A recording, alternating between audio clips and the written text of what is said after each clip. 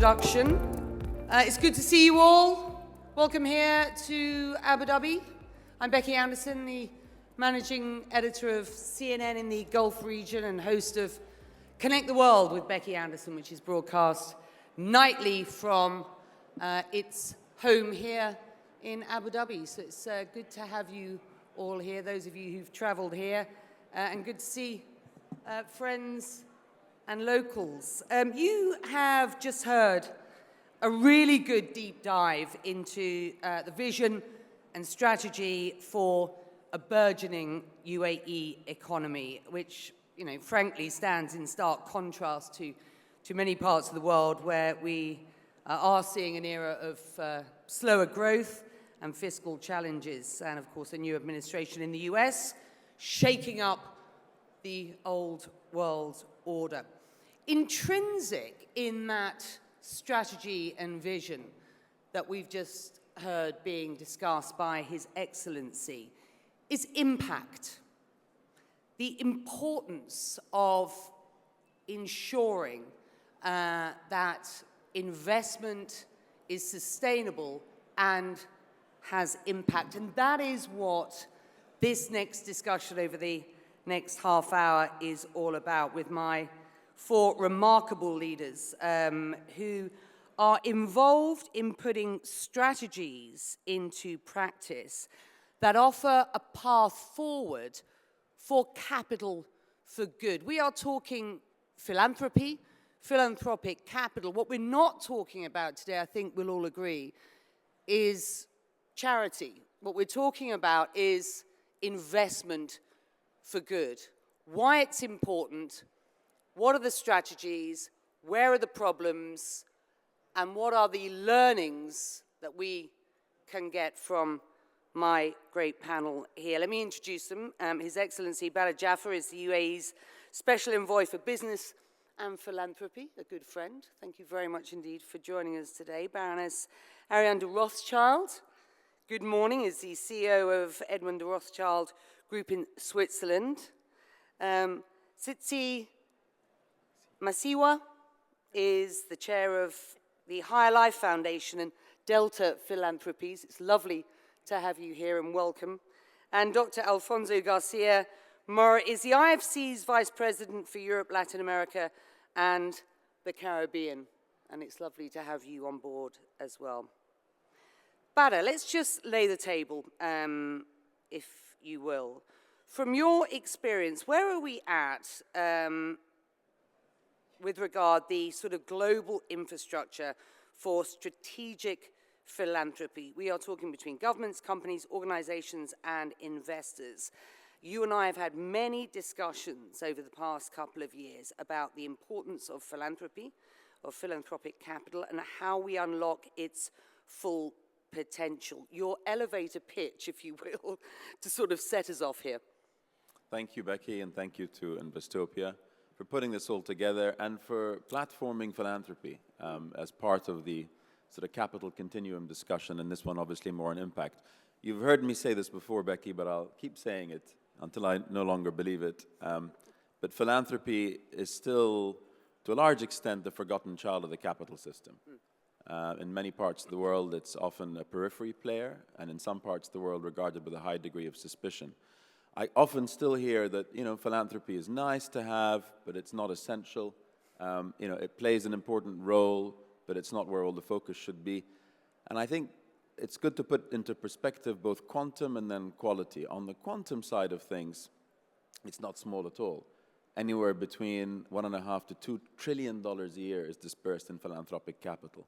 And to put that in perspective, even at the $1 billion mark, which is what we can measure today, slightly over $1 trillion, sorry. That's more than 3 times the combined humanitarian and development aid budgets. To put it in perspective, again, when you talk about, there's obviously a big uproar about, you know, the U.S. Or the Trump administration, at least for the meantime, pulling the rug under the feet of U.S. aid. U.S. foreign aid, and that includes both defense and economic funding, was approximately $60 to $70 billion last year. US private philanthropic capital was $600 billion, so 10 times that. If you take the $60 billion against the $2 trillion, that's about 3%. So not to say that that's not a problem, and it will of course be a major issue for many of the recipients of that aid. But again, the pool of philanthropic capital out there and the flows is not small by any means. The more exciting part for me, or equally exciting, is the qualitative dimension, where philanthropic capital, often referred to as catalytic capital, can be much more patient, can be much more nimble, can be much more equitable in its deployment, and when combined with both business capital and government capital, can create and generate that all-important multiplier effect that we see. In terms of philanthropic infrastructure, this is where I'm particularly focused and excited about sort of the trends that I'm seeing across the world, including here in the Middle East and the UAE in many respects is sort of leading on this front, making sure that we have the so-called enabling environment for philanthropy to thrive. And that requires a number of things. Of course, the regulatory environment is extremely important. We need better cohesive networks, both within philanthropy itself, but between philanthropy and business and government. Philanthropic journalism is extremely important, equipping sort of young journalists with the knowledge, but also the insights and data to be able to report on what's happening within the philanthropic sector. And of course, technology is playing a massive role in itself, whether we like it or not. Overall, again, as we've heard in the previous session, I think it's going to have a very positive impact on the way that philanthropic capital generates and creates returns.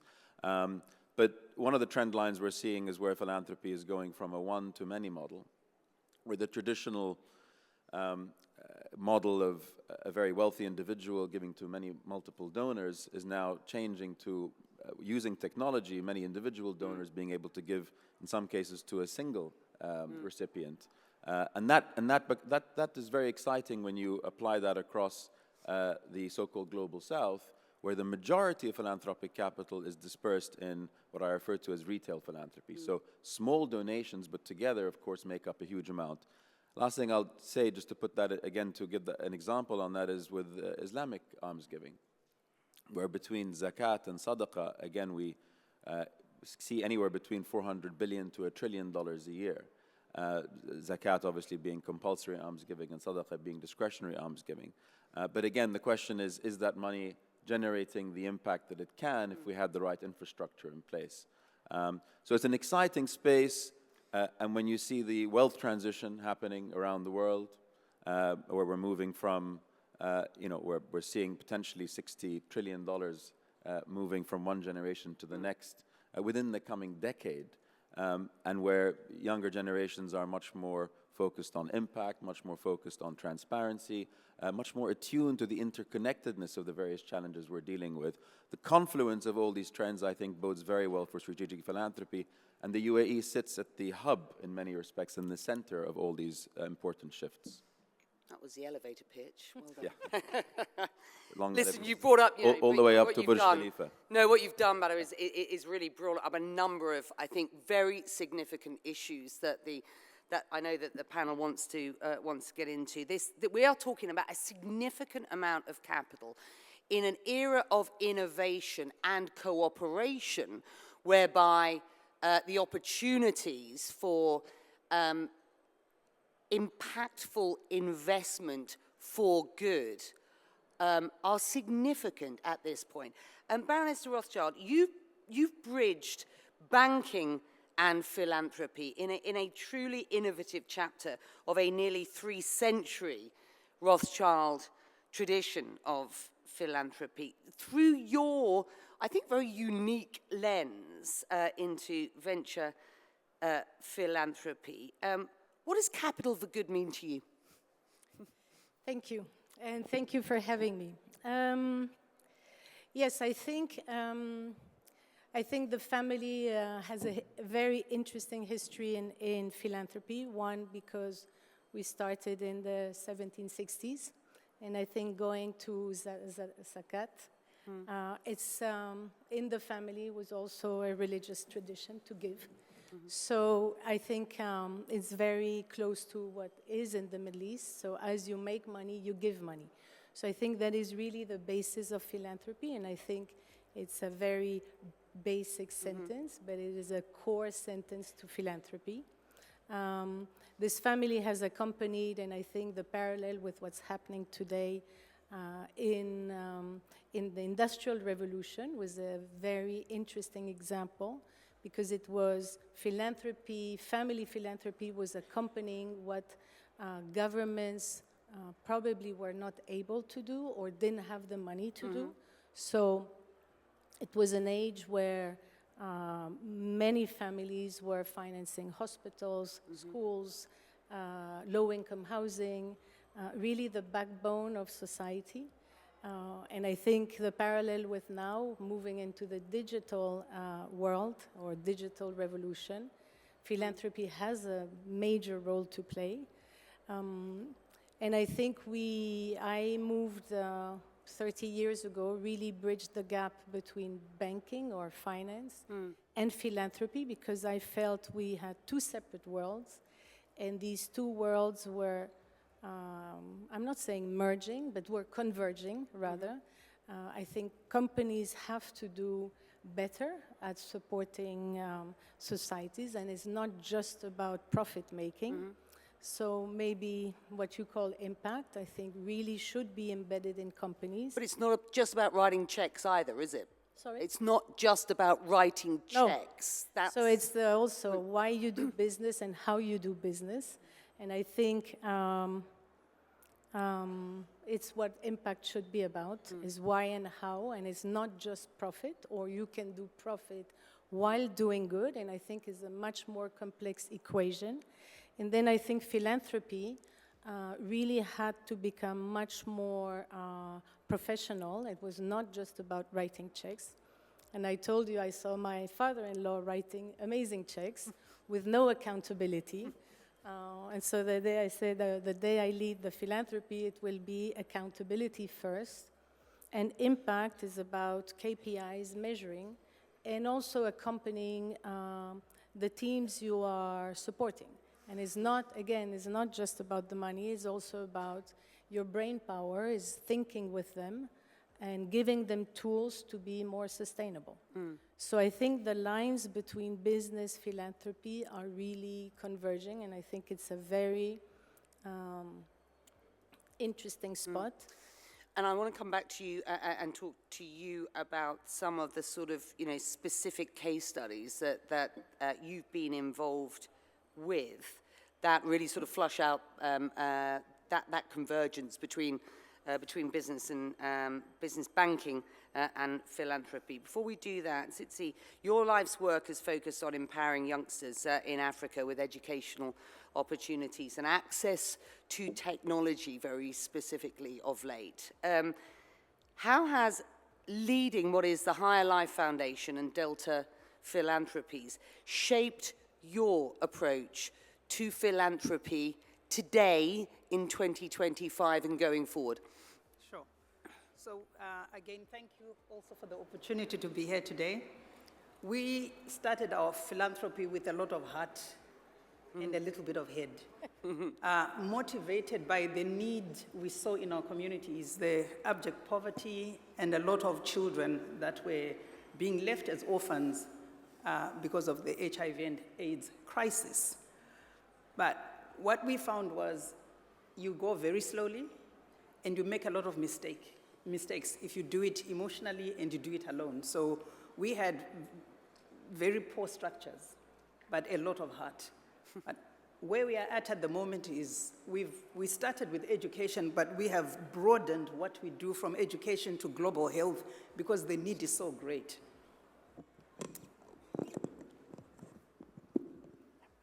So our philanthropy, where we are at right now, is number one, it's very strategic.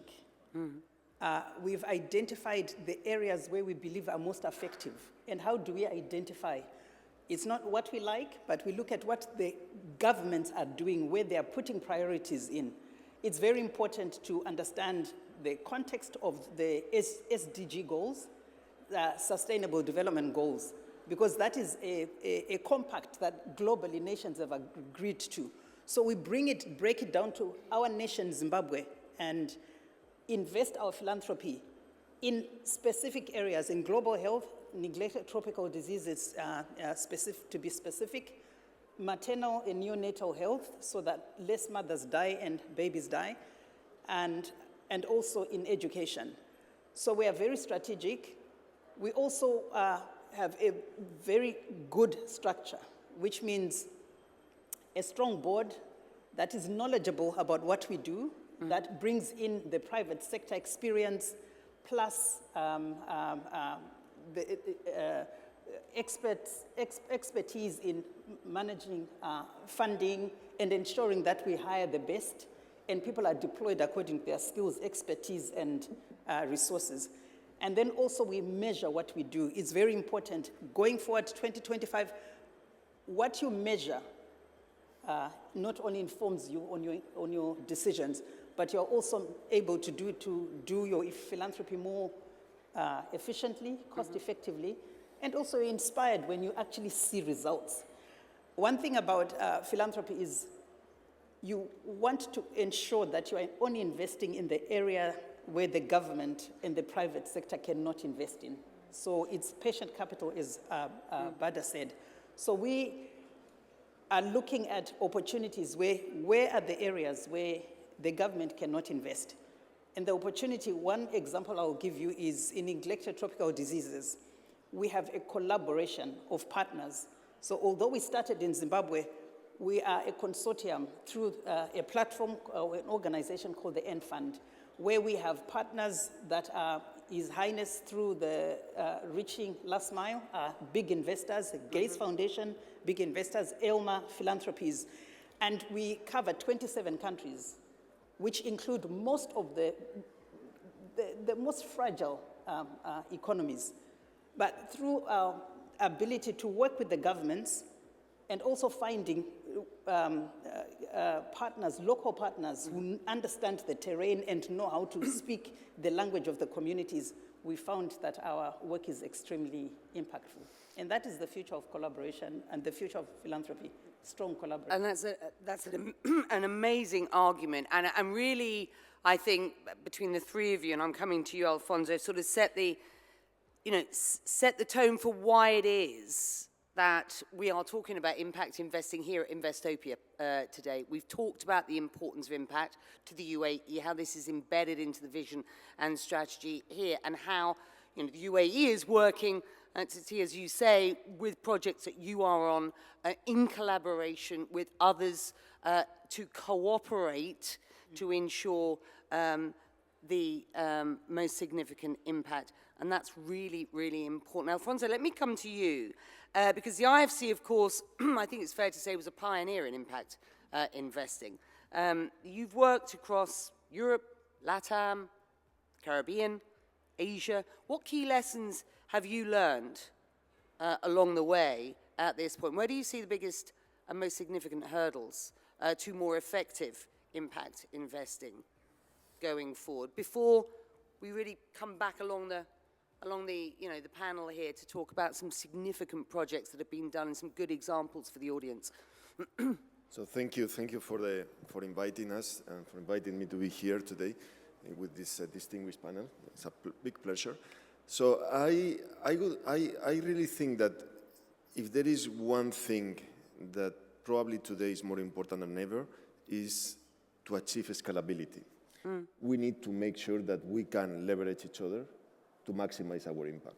And I think that that's at the core of what we in IFC, as part of the World Bank Group, what we are really trying to do.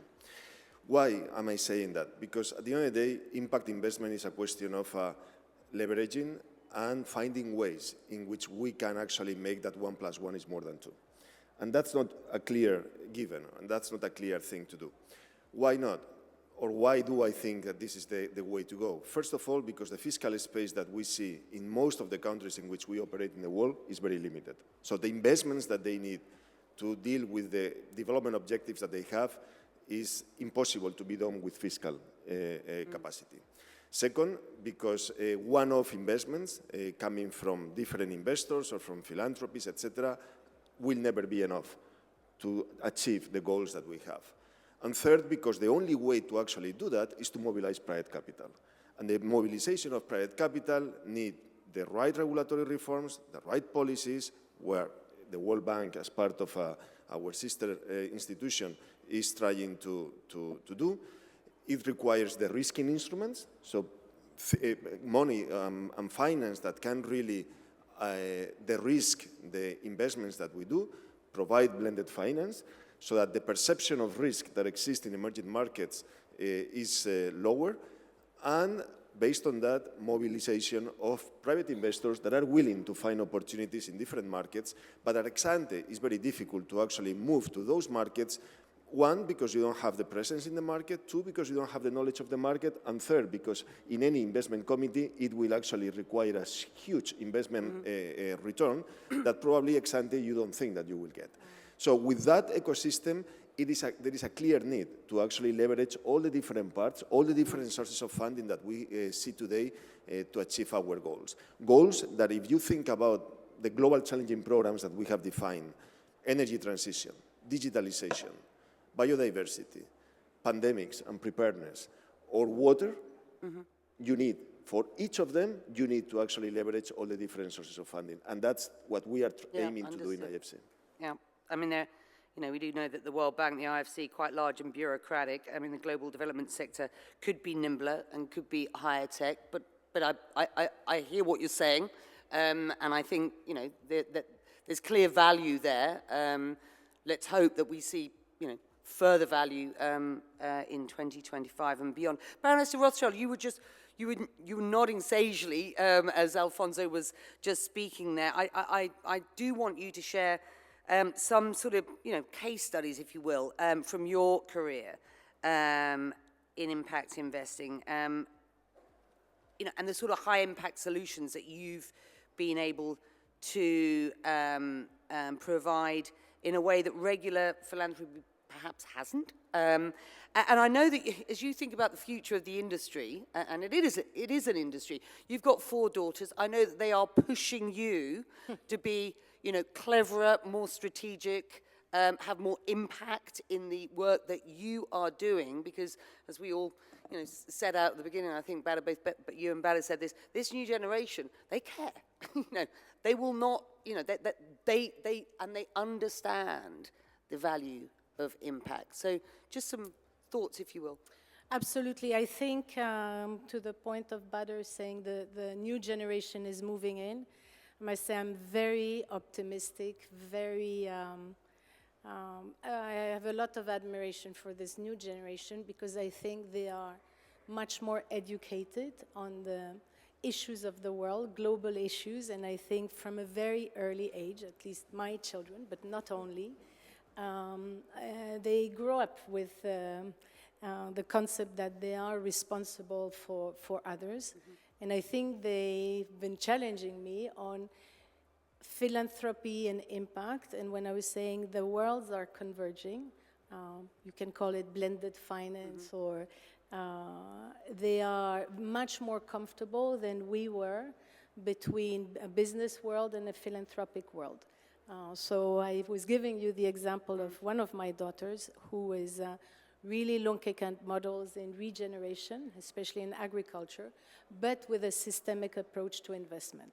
And for her, it's not just business, it's really her way of saying we must, as a new generation, produce better, repair the planet, and make money at the same time. So I think it's a generation that is pushing very hard forward. And to Alonso's point, I think it's clear in their mind that any touching point where you do good or better is a valid. So finance at the service of impact is absolutely also a way forward. But you and I have had this discussion before, but for the benefit of this audience, I think it's a really important one. We talked to Baroness de Rothschild about the convergence of the banking world, your experience, the family experience, and philanthropy. And again, you are from a business background, a significant family business background. What can philanthropy, what have you learned from that? And what can philanthropy learn from the business world in terms of innovation, in terms of discipline, in terms of scalability? To see what you were talking about, you know, the importance of discipline and strategy in investment. And conversely, what lessons perhaps can those in the audience who are from, you know, an investment and business background learn from strategic philanthropy to integrate sort of purpose-driven goals? So one of the trend lines that I think really helps to frame the opportunity is this impact continuum that we're talking about is becoming more converged in nature. I think you heard that as we went through the panel. And that, I think, provides opportunities. It also provides certain challenges. There are institutions out there that are undergoing identity crises, right? And there are, of course, tensions between management and shareholders as to what the overall purpose of that institution should be, right? Is the business of business vis-a-vis just making profits? Is there a social dimension from a responsibility, but also an opportunity perspective to businesses? And then, of course, the environmental component, climate becoming hyper-politicized in this day and age.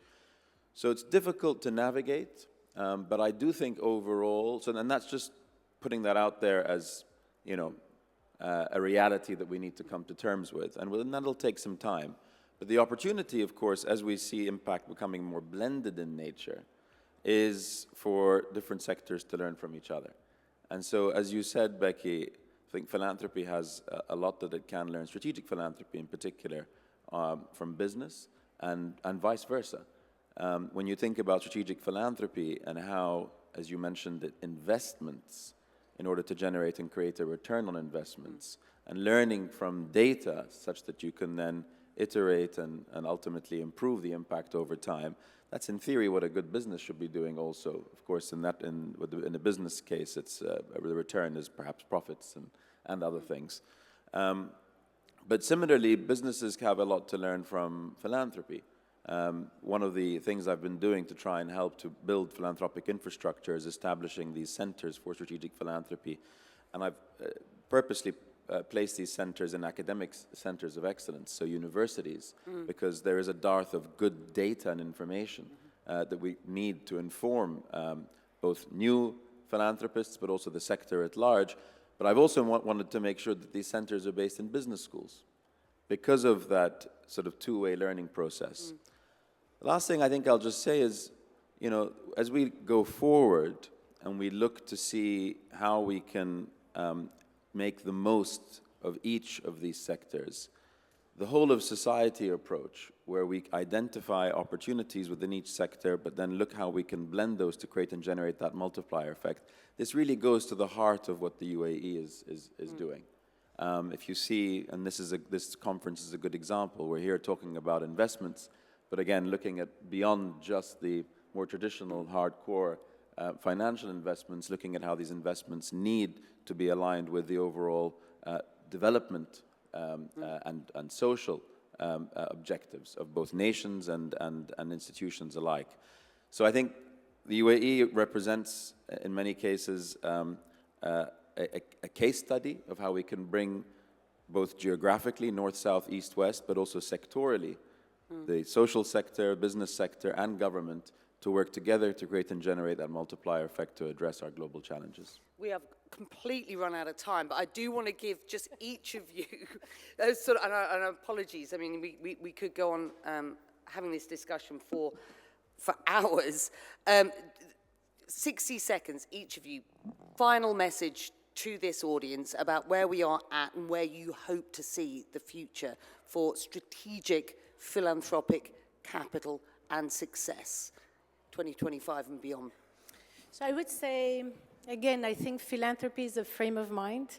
So every time you either invest, run a business, or do philanthropy, it's really about why you do and how you do money. And I think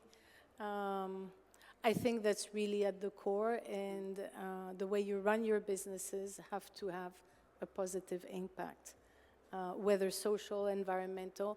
You can't do them all at once, but you must every time have it in your own mind. And I think we have a responsibility to the coming generation because they are keeping us accountable for what we're doing. And it's fascinating that you say that ESG, I mean, you know, it's, there's quite some backlash to the sort of environmental, sustainable and sort of governance goals that companies were setting, and that, you know, helped to sort of frame a narrative around sort of development. It doesn't mean that just because perhaps we live in an era where it's not as fashionable, or you're not being told by, you know, your accountants to sign up, that we are not in a sort of new generation and more impactful generation of investment going forward. Thank you. Tsitsi. For me, collaboration, it's important to pool resources together. Doing it alone, there is a little bit of impact, but when you do it collectively, you share learnings and you stretch your resources, you do things better, more efficiently, and also you're able to share experiences and learnings. Alfonso. So I think that philanthropies are gonna be more relevant than ever in the next years, especially given the trend of ODA that we are seeing across the world. And I think that institutions like IFC can be useful to provide that scalability that is needed. Last year, we invested $24 billion of our own capital in 400 transactions, but we mobilized another $26 billion from private companies. So we need to try to find and to continue going in that direction of making $1 at least 2 or 3 times the impact that it will have otherwise. And that is no small change. We all know that we need trillions, yes, trillions of dollars annually if we're to meet the Sustainable Development Goals by 2030, but no small change, and the efforts are there, and the IFC fitting into a kind of wider infrastructure that is making an impact. To all of you, thank you very much indeed, and I do hope that the audience has found this as valuable as I have. This is, you know, important, impactful stuff. Thank you. Thank you. Thank you. Thank you. Thank you.